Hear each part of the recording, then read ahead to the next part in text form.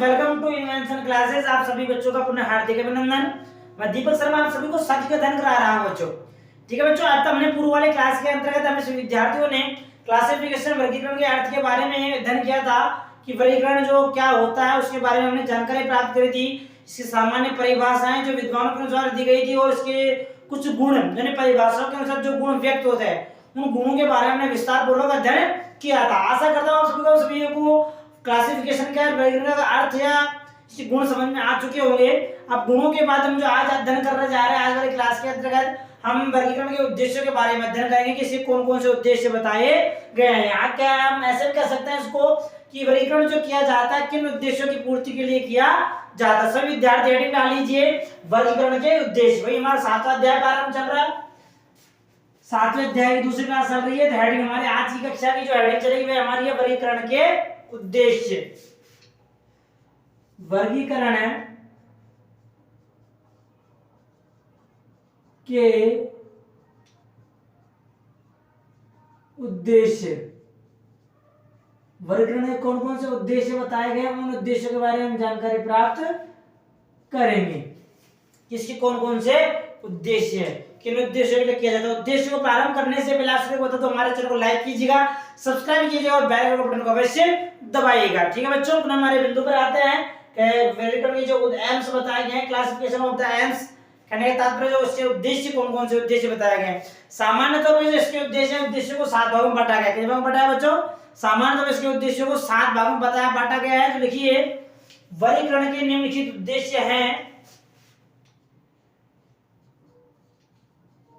वर्गीकरण के निम्नलिखित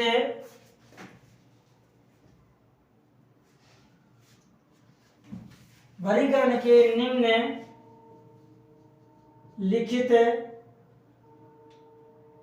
उद्देश्य हैं। तो कौन कौन से उद्देश्य मैंने आपको बताया। इसके उद्देश्यों को सामान्य तौर पर 7 भागों में बांटा गया है। 7 भाग कौन कौन से? Number 1, number 2, number 3, number 4, number 5, number 6 और नंबर 7। 7 उद्देश्य बताए गए हैं। वर्ग क्लासिफिकेशन के चार्ट के माध्यम से समझेंगे हम। नंबर 1 पहला उद्देश्य, नंबर 2 दूसरा उद्देश्य, नंबर 3 तीसरा उद्देश्य, नंबर 4, नंबर 5, नंबर 6, जैसे मैंने आपको बताया कि 7 उद्देश्य बताए गए हैं, और नंबर 7। 7 उद्देश्य बताए गए हैं। प्रथम उद्देश्य जो बताया, प्रथम उद्देश्य हमारा तथ्यों को सरल व संक्षिप्त बनाना। प्रथम उद्देश्य हमारा तथ्यों को सरल व संक्षिप्त बनाना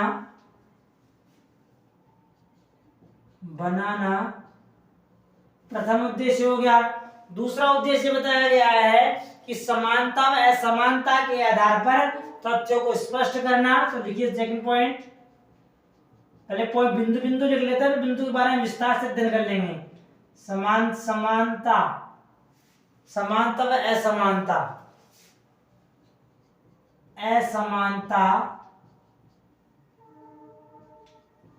के आधार पर स्पष्ट, किस प्रकार से होगा समझा दूंगा अभी। दूसरा उद्देश्य ये बताया गया। तीसरा उद्देश्य क्या है? तीसरा लिखिए तुलनात्मक अध्ययन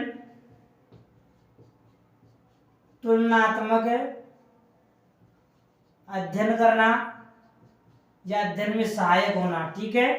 चौथा उद्देश्य बताया गया हमारा तथ्यों को वैज्ञानिक व बोधगम्य बनाना। तो लिखिए तथ्यों को वैज्ञानिक व बोधगम्य, यानी उसको व्यक्ति के समझने योग्य बनाना। कहने का तात्पर्य है बोधगम्य बनाना कि कोई भी साधारण से साधारण व्यक्ति या जो अनुसंधानकर्ता का मालिक है वह इस तथ्य को सरलतापूर्वक समझ सके, किसी प्रकार की जटिल गणना का उसे सामना नहीं करना पड़े। तथ्यों को भूवैज्ञानिक व बोधगम्य में बनाना। 5 पॉइंट लिखिए। तथ्यों का संक्षिप्तीकरण करना। तथ्यों का, वैसे मैंने यहां भी लिख दिया संक्षिप्तीकरण। 5वां बिंदु हो गया। 6ठा बिंदु लिखिए। 6ठा बिंदु है हमारा विविधता में एकता प्रकट करना। विविधता में एकता बताना। और अंतिम 7वां उद्देश्य जो बताया गया वह हमारा सारणीयन का आधार प्रस्तुत करना। सारणीयन का आधार प्रस्तुत करना या प्रस्तुतिकरण। सारणीयन का आधार प्रस्तुत। ये 7 प्रकार के वर्गीकरण के उद्देश्य बताए गए हैं। अब तथ्य को सरल किस प्रकार से किया जाएगा उसके बारे में पढ़ेंगे हम। समानता किस प्रकार से रखी जाएगी, तुलनात्मक अध्ययन कैसे किया जाएगा, तथ्यों को वैज्ञानिक व बोधगम्य में किस प्रकार से बनाया जाएगा, तथ्यों का संक्षिप्तीकरण किस प्रकार से किया जाएगा, विविधता में एकता कैसे प्रकट होगी, सारणीयन का आधार प्रस्तुतिकरण किस प्रकार से रखा जाएगा। इन सभी बिंदुओं के बारे में अध्ययन करेंगे। नंबर 1 डालिए से विद्यार्थी। यहां से फर्स्ट बिंदु हमारा क्या है, तथ्यों को सरल व संक्षिप्त बनाना। तथ्यों को सरल व संक्षिप्त, संक्षिप्त से तात्पर्य छोटा, तथ्यों को सरल व संक्षिप्त बनाना। अब किस प्रकार से बनाया जाता है उसको समझो अच्छी तरह से कि तथ्यों को सरल किस प्रकार से बनाया जाता है, उसका संक्षिप्तीकरण किस प्रकार से किया जाता है। कहने का मतलब कुल मिला के इतना है, तथ्यों को इस प्रकार से सरल व्यक्त कर दिया जाता है कि उन्हें समझने में किसी प्रकार की जटिल संभावनाएं नहीं होती है।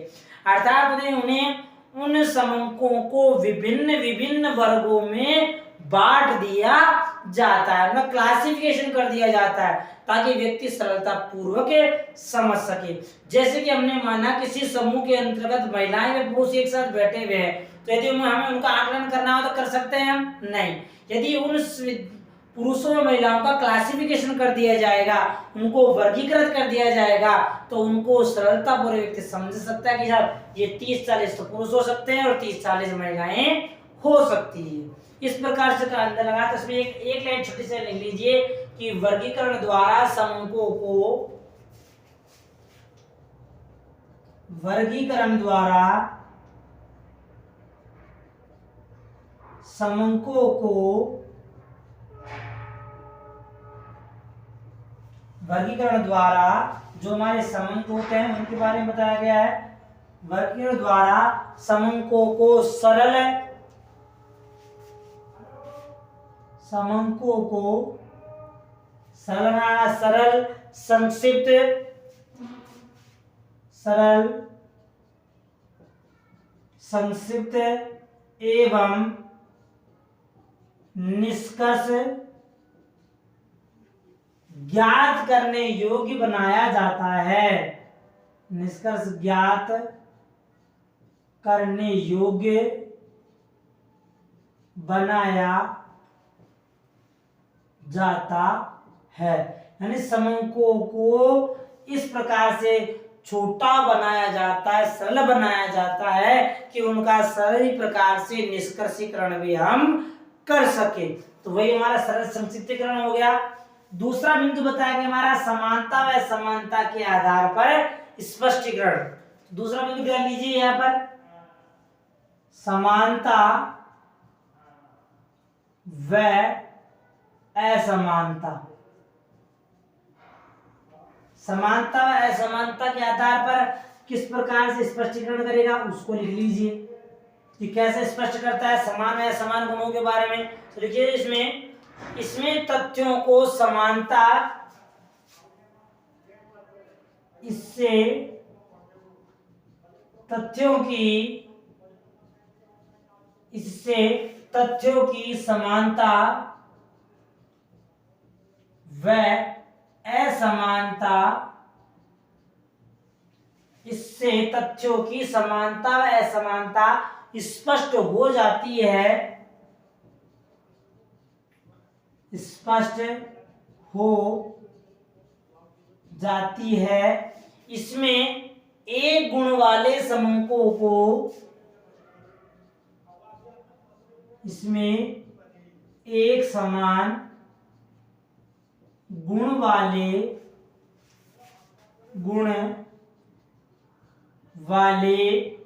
समूहों को एक ही स्थान पर रखा जाता है, एक ही स्थान पर रखा जाता है। यानी उन समूहों को अलग अलग कोने कोने में विभाजित न करके उसे एक ही जगह पर प्रस्तुत किया जाता है। जैसे ध्यान लिख लीजिए,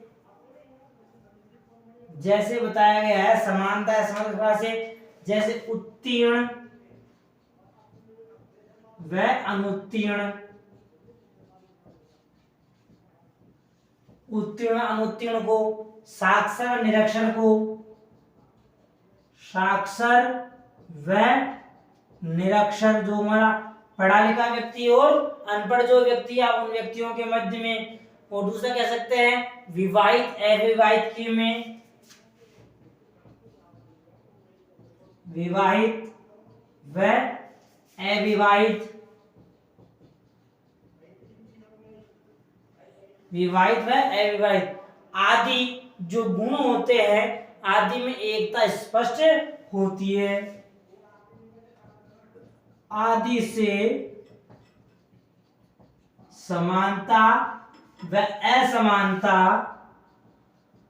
समानता व असमानता स्पष्ट होती है।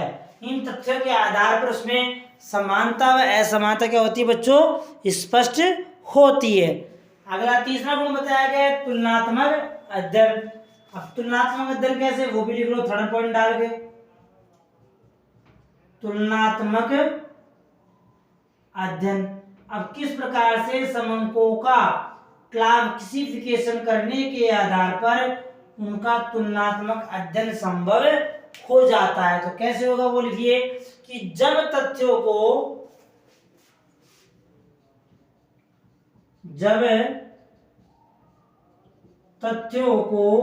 समान व असमान गुणों के आधार पर, तथ्यों को समान व असमान, समान गुण और उसके जो असमान गुण होंगे उन्हीं बार समान व असमान वर्गों में बांटा जाता है, गुण या वर्गों में बांटा जाता है, इनको विभाजित किया जाता है उस विभिन्न प्रकार के वर्गों में। तो तुलनात्मक अध्ययन, तो उनका तुलनात्मक अध्ययन, उनका तुलनात्मक अध्ययन स्पष्ट होता है, उनका तुलनात्मक आसानी से सरलता पूर्वक स्पष्टीकरण हो जाता है। जैसे छात्रों को उत्तीर्ण अनुत्तीर्ण वर्ग में बांटना, जैसे छात्रों को उत्तीर्ण व अनुत्तीर्ण वर्ग में बांटना। अब इनको उत्तीर्ण अनुत्तीर्ण वर्ग में बांटा जाएगा तो इस सही प्रकार से हम इन प्रकार से छात्रों का अध्ययन सही प्रकार से कर सकते हैं। जैसे कि उत्तीर्ण होने वाले विद्यार्थी 100 में से 60% विद्यार्थी उत्तीर्ण हुए हैं और 40% विद्यार्थी अनुत्तीर्ण हुए हैं। तो इस प्रकार से इनका तुलनात्मक समापन हो गया सरलता पूर्वक। उन सभी 100 विद्यार्थियों की तुलना आपस में हमने कर दी है तो तुलनात्मक अध्ययन संभव हो गया। ये 3 पॉइंट हो गए। चौथा पॉइंट हमारा तत्वों को वैज्ञानिक व बोधगम्य बनाना। तो पहले तीनों बिंदु का स्क्रीनशॉट ले लीजिए, आगे लिखते हैं हम चौथे बिंदु के बारे में। ठीक है कि आगे लिखूंगा तो हो नहीं पाएगा शायद पूरा बिंदु हमारा। तत्वों का तुलनात्मक अध्ययन किस प्रकार से होगा उसके बारे में। चौथा बिंदु क्या, तत्वों को वैज्ञानिक व बोधगम्य बनाना। ले लिया इसको सब विद्यार्थियों ने, बहुत अच्छी बात है। चौथा बिंदु का अध्ययन करते हैं। चौथा बिंदु क्या कहना चाहता है हमारा, दो बिंदु तीन बिंदु हो चुके हैं हमारे। चौथा बिंदु का हेडिंग डाल लीजिए, नाम लिखिए चौथा बिंदु के नाम। तो बिंदु का नाम है तथ्यों का वैज्ञानिक व बोधगम्य बनाना। तथ्यों को, नंबर 4, तथ्यों को वैज्ञानिक व बोधगम्य, तथ्यों को वैज्ञानिक व बोधगम्य बनाना। अब तत्वों को वैज्ञानिक व बोधगम्य किस प्रकार से बनाया जाता है उसको भी देख लो।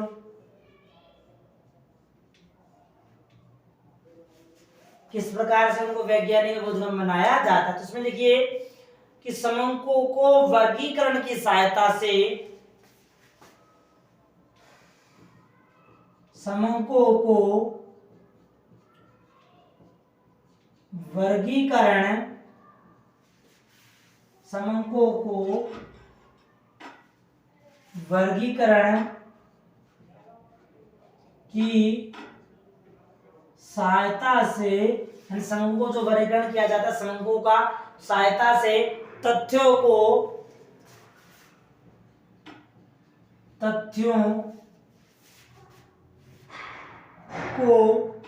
नियमित व वैज्ञानिक तरीकों से, वैज्ञानिक तरीकों से प्रस्तुत किया जाता है, प्रस्तुत किया जाता है।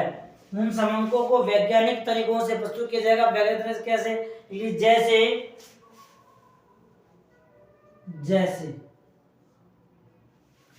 जैसे किसी विद्यालय के जो छात्र होते हैं उन छात्रों को उनकी आयु के अनुसार, उनकी कक्षा के अनुसार, उनके स्तर के अनुसार, उनके फेल व पास होने के अनुसार विभाजित करके उन छात्रों को कला वर्ग में, विज्ञान वर्ग में और वाणिज्य वर्ग में विभाजित कर देना।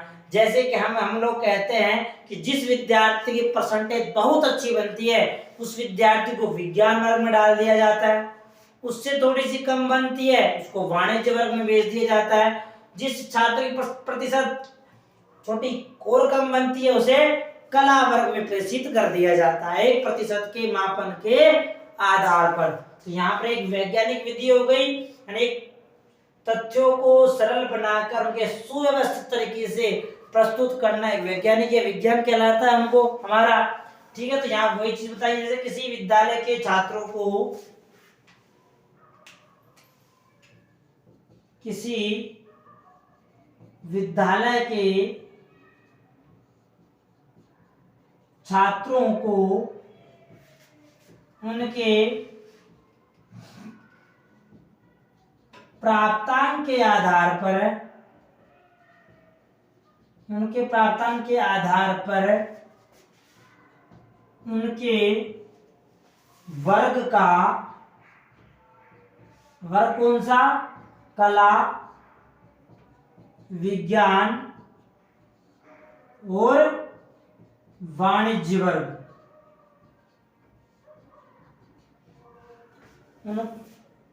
उनको छात्रों को प्राप्तांक के आधार पर उनके वर्ग का निर्धारण कर देना, वर्ग का चयन कर देना।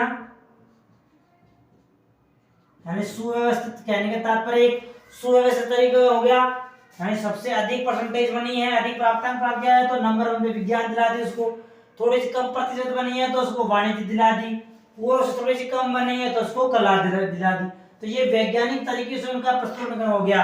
अब यदि किसी विद्यार्थी से आप पूछोगे इस हिसाब से कि विष्णु विज्ञान बोली साहब जो अब आप अधिकांशतः 80% जो मामले दो सुनोगे आपके आस पड़ोस में, आपको यही देखने को मिलेगा कि जिस विद्यार्थी की 10th क्लास में प्रतिशत बहुत अच्छे आए हैं उस विद्यार्थी को अधिकांशतः उसे विज्ञान वर्ग का चयन ही करवाया जाता है। जीवन थोड़ी सी कम बनती है कहने के तात्पर्य उसे वाणिज्य वर्ग, थोड़ी वो नॉर्मल सी बनती है प्रतिशत कहने के तात्पर्य उस विद्यार्थी को कौन सा कला वर्ग प्रस्तुत कर दिया जाता है। ये हमारा चौथा बिंदु हो गया। पांचवा बताया गया तथ्यों का संक्षिप्तीकरण, यानी उनको छोटा बना देना। छोटा कैसे? पांचवा लिखिए तथ्यों का संक्षिप्तीकरण। तथ्यों को संक्षिप्तीकरण किस प्रकार से किया जाता है? तथ्यों का संक्षिप्तीकरण कैसे होता है तो उसके बारे में लिखिए। इसमें एक लाइन छोटी सी है बस कि इसके द्वारा समंकों को वर्गीकरण के द्वारा समंकों को छोटे छोटे वर्गों में बांट दिया जाता है। वर्गों में बांट दिया जाता है। छोटे छोटे वर्ग कैसे? जैसे हमने मान लिया यहाँ पर हमारे पास जनसंख्या है, ध्यान लिख लो बच्चों। जैसे हमारे पास यहाँ जनसंख्या का आंकड़ा दे दिया, संपूर्ण जनसंख्या के बारे में अध्ययन करना पॉसिबल नहीं होगी तो इसे दो वर्ग बांट दिए। दोनों क्या बांट दिए बच्चों? पुरुष वर्ग बांट दिया और एक में महिला वर्ग बांट दिया।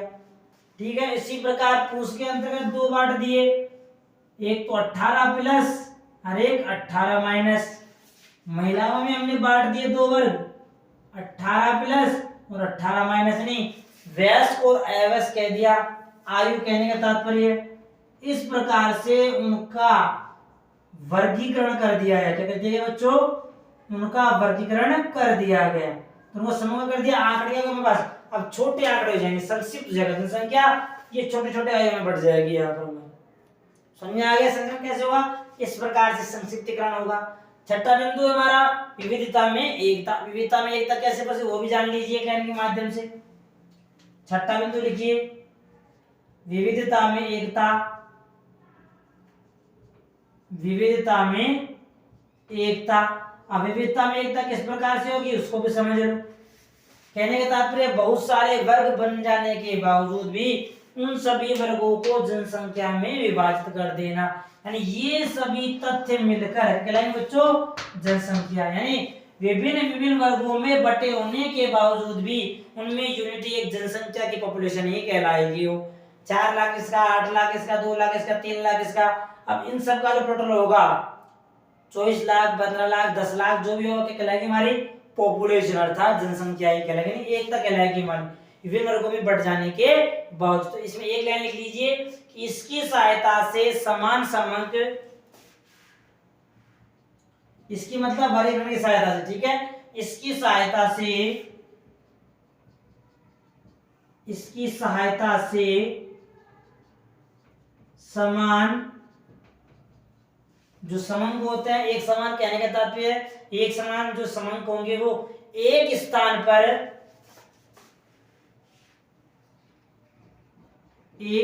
पर वह असमान अंक दूसरे स्थान पर उपस्थित होंगे ही होंगे। यानी बटे आपस में एक दूसरे बटे हो जाने के बावजूद भी उनमें एक ही तथ्य कहलाएगा, वे सभी एक ही तथ्य के समंक कहलाएंगे। अंतिम है हमारा सारणीय का आधार प्रस्तुतिकरण। जब समंकों का क्लासिफिकेशन कर दिया जाता है तो क्लासिफिकेशन करने के बाद भी वे समंक सारणीय का आधार प्रस्तुत करते हैं। हम आगे वाला चैप्टर पढ़ेंगे 8वां अध्याय जो चढ़ेंगे 7वें अध्याय के बाद में टैबुलेशन, सारणीय किस प्रकार से होगा सारणीयन किस प्रकार से किया जाएगा, टेबुलेशन के माध्यम से। सबसे प्रथम चरण हो गया हमारा क्लासिफिकेशन करना, और क्लासिफिकेशन के बाद जो आगे वाला चरण पढ़ेंगे हम इसी के बारे में पढ़ेंगे, टेबुलेशन के बारे में। तो इसमें अभी ज्यादा कुछ नहीं लिखना, छोटे से एक बात है, इसमें भावी आधार प्रस्तुत किए जाते हैं। लीजिए इसमें भावी आधार प्रस्तुत किए जाते हैं। भावी जो आधार होंगे उन भावी आधारों को इस प्रकार के समंकों के अंतर्गत प्रस्तुत किया जाएगा ताकि उनके सही प्रकार से उन समंकों का सारणीयन हो सके। ये हमारे सामान्य उद्देश्य हो गए बच्चों। क्लासिफिकेशन के जो एम्स बताए गए थे, जो उद्देश्य बताए गए थे, साधारणतः ये 7 प्रकार के उद्देश्य बताए गए थे। 7 उद्देश्य पर हम विस्तार पूर्वक बता चुका हूं। अगला इसी के बाद उद्देश्य बताए जा रहे हैं। एक आदर्श जो वर्गीकरण होता है, तो आदर्श वर्गीकरण को कितने भागों में बांटा गया है, उसी भागों में। वैसे उसकी जो आदर्श वर्गीकरण के भाग है इन्हीं भागों से मिलते जुलते हैं, कुछ भाग अलग, कुछ बिंदु अलग भी हैं। तो उसके बारे में सामान्य तौर पर नॉर्मल लैंग्वेज में उनके बारे में भी जानकारी प्राप्त कर लेते हैं। और जानकारी प्राप्त करना सभी इसका स्क्रीनशॉट लेने से विद्यार्थी। चलिए आगे अध्ययन करते हैं आदर्श वर्गीकरण की विशेषताएं। ये स्क्रीनशॉट सभी विद्यार्थियों ने। चलिए हमारे आगे वाले बिंदु पे चलते हैं। आगे वाला बिंदु क्या कहना चाहता है हमसे, ये हमारे उद्देश्य कंप्लीट हो चुके हैं। इसके उद्देश्य के बाद हम अध्ययन कर रहे हैं इसी विशेषताओं के बारे में। इसकी कौन कौन सी विशेषताएं बताई गई है। शायद गुण, इनने जो हमने गुणों के लक्षणों के बारे में, उद्देश्यों के बारे में अध्ययन किया है, इन उद्देश्यों से आप लोग जान भी चुके विशेषताएं कौन कौन सी होती है। फिर भी तो बिंदु के रूप में स्पष्टीकरण कर लेते हैं। लिख दिए हेडिंग आदर्श वर्गीकरण की विशेषताएं। आदर्श वर्गीकरण की विशेषताएं।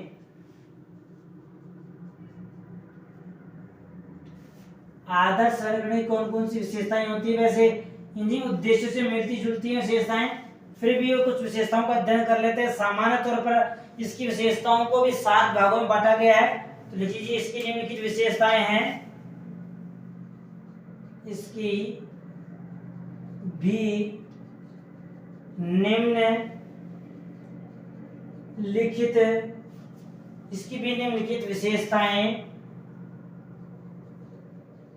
विशेषताएं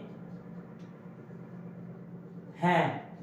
तो कौन कौन सी विशेषताएं हैं वही चार्ट के माध्यम से अध्ययन करते हैं। कौन कौन सी इसकी विशेषताएं बताई गई है। Number 1, number 2, number 3, number 4, number 5, number 6, number 7, वही 7 विशेषताएं बताई गई है। कौन कौन सी बताई गई है, नाम लिख लेते हैं उनका। नंबर 1 लिखिए। नंबर 1 मितव्ययता एवं व्यापकता।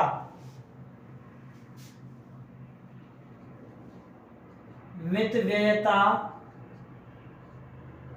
व व्यापकता। किस प्रकार से समंग मितव्ययी होते हैं, व्यापक यानी विस्तृत रूप से फैले हुए होते हैं, उनके बारे में। नंबर 2 लिखिए वर्गीकरण अत्यंत, इसके बारे में लिखना थोड़ी सी बात। चलो ऐसे लिखो, एक लाइन, ज्यादा लाइन तो है नहीं, इसी के बारे में इसी के सामने लिख देता हूँ। ठीक है, मितव्ययी कैसे होते हैं, तो इसमें लिख लीजिए एक लाइन कि इसमें सभी वर्गों के बाद इसमें समंकों को विभिन्न वर्गों में बांट देने के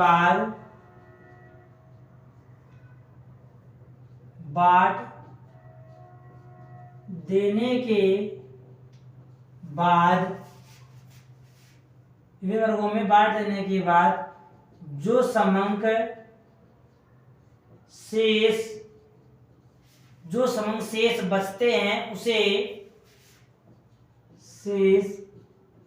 बचते हैं उसे विविध वर्ग में बांट दिया जाता है।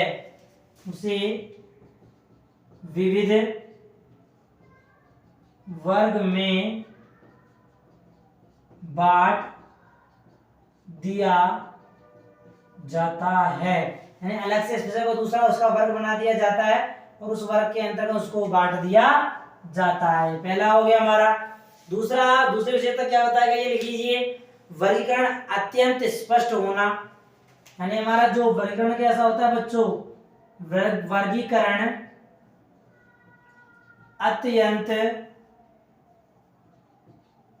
अत्यंत स्पष्ट होता है। यानी बिल्कुल इतना स्पष्टीकरण होता है हमारा वर्गीकरण कि हर प्रकार के व्यक्ति जो सरलता से समझ सकता है। ठीक है, दूसरा गुण हो गया हमारा। तो दूसरी विशेषता हो गई। तीसरी विशेषता क्या बताई गई है, स्थिरता। स्थिरता किस प्रकार से, वो भी समझ लीजिए। स्थिरता में क्या बताया गया है, छोटी सी वही 2 लाइन में कही गई बात। स्थिरता के लिए भी क्या कहा गया, लिख लीजिए कि किन किन वर्गों में, किस वर्गों में या किन किन वर्गों में, किस वर्गों में, किन कर लो इसको, किन वर्गों में पद मूल्यों को, किन वर्गों में पद मूल्यों को सम्मिलित किया जाएगा,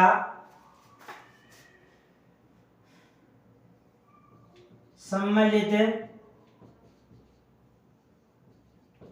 किया जाएगा, इसका निर्धारण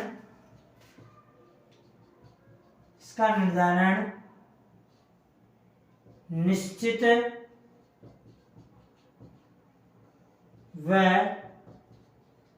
स्थिर कर लिया जाता है। उनका निर्धारण पहले निश्चित करना है कि कौन से मूल्य को किस वर्ग में हमें स्थिर रखना है, किस वर्ग में उपस्थित रखना है। जैसे हमारे क्वेश्चन आएंगे जब बताया जाएगा कि किस मूल्य का मापन किस वाले वर्ग में किया जाए। हमने वर्ग बनाया 0 से 10, तो 10 वाले में अगला वर्ग बनाया 10 से 20, तो जो 10 वाला मूल्य यहाँ पूर्व वाली इकाई में भी है और आगे वाली इकाई में है, तो इस 10 वाले मूल्य को किस वाली इकाई में सम्मिलित किया जाएगा। इसके लिए हमें मूल्यों क्या करना पड़ेगा बच्चों, स्थिरता अपनानी पड़ेगी। किस मूल्य को हमें कहां पर किस वाले वर्ग में रखना पड़ेगा। तीसरा गुण हो गया।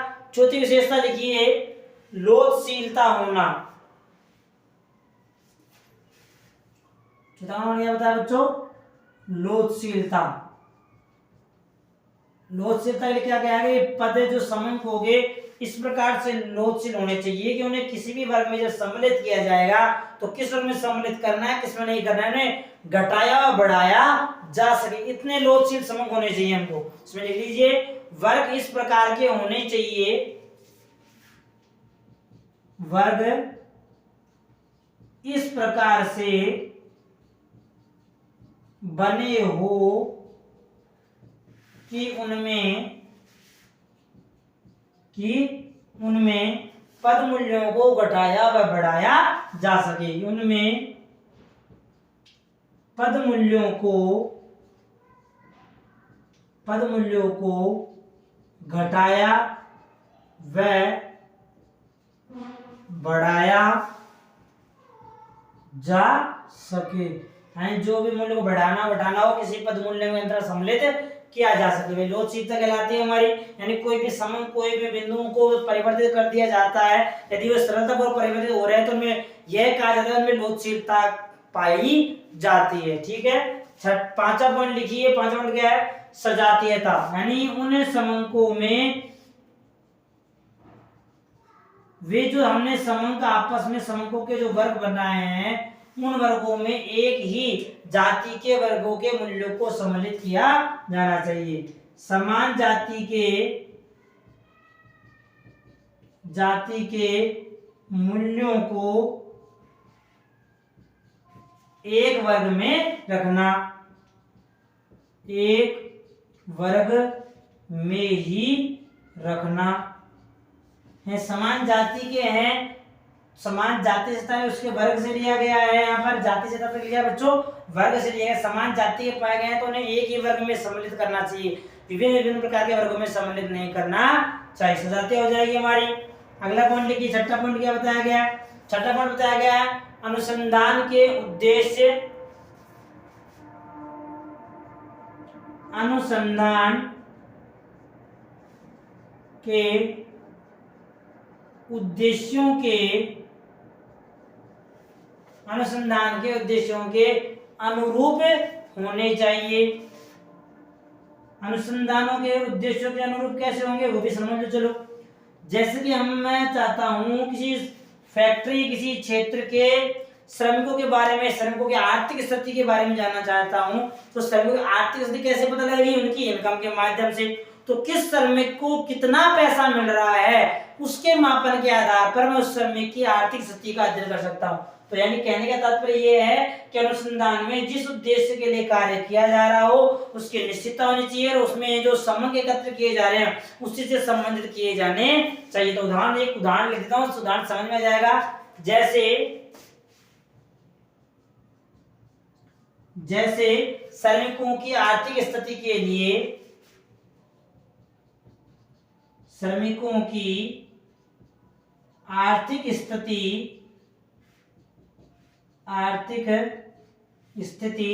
जानने के लिए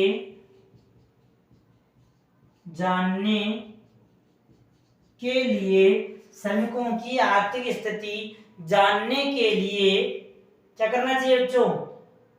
जानने के लिए उनकी आय का अध्ययन करना चाहिए। जानने के लिए उनकी आय का अध्ययन करना चाहिए। यदि आप और किसी तथ्य के द्वारा उनकी आर्थिक स्थिति जानकारी प्राप्त कर रहे हो तो आप सही प्रकार से उसका मापन नहीं कर सकते हो। यदि उनकी आर्थिक स्थिति का आपको मापन करना है तो उन श्रमिकों की आपको आय का मापन ही करना होगा, आय का अध्ययन ही करना होगा, तभी आप उनका सही प्रकार का आकलन कर सकते हो। और अंतिम सातवीं विशेषता बताई गई है वो भी लिख लीजिए, गणितीय शुद्धता होना। अंतिम जो विशेषता बताई गई है वह है हमारी गणितीय शुद्धता। गणितीय शुद्धता कैसे? यानी आपने पदों का जो योग किया गया है वह पदों का योग समंकों की इकाई के कुल योग के बराबर ही होना चाहिए। इन सभी के बारे में प्रश्न जब हल करोगे सभी बिंदु के बारे में याद जाएगा कि किसी क्या विशेषता बताई गई थी। तो केवल सामान्य जानकारी प्राप्त कर रहे हैं। मैंने आपको यही बताया था कि जब तक आप थ्योरी के बारे में अध्ययन नहीं कर सकते तब तक आप प्रश्नों को सही प्रकार से नहीं समझ सकते हैं। तो गणितीय शुद्धता कैसे मापी जाएगी लिख लीजिए, जैसे पदों का योग, जैसे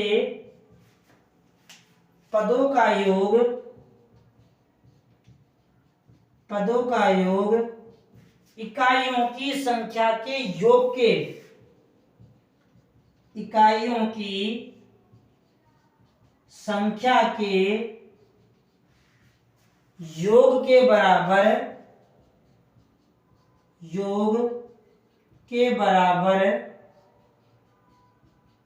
होना चाहिए।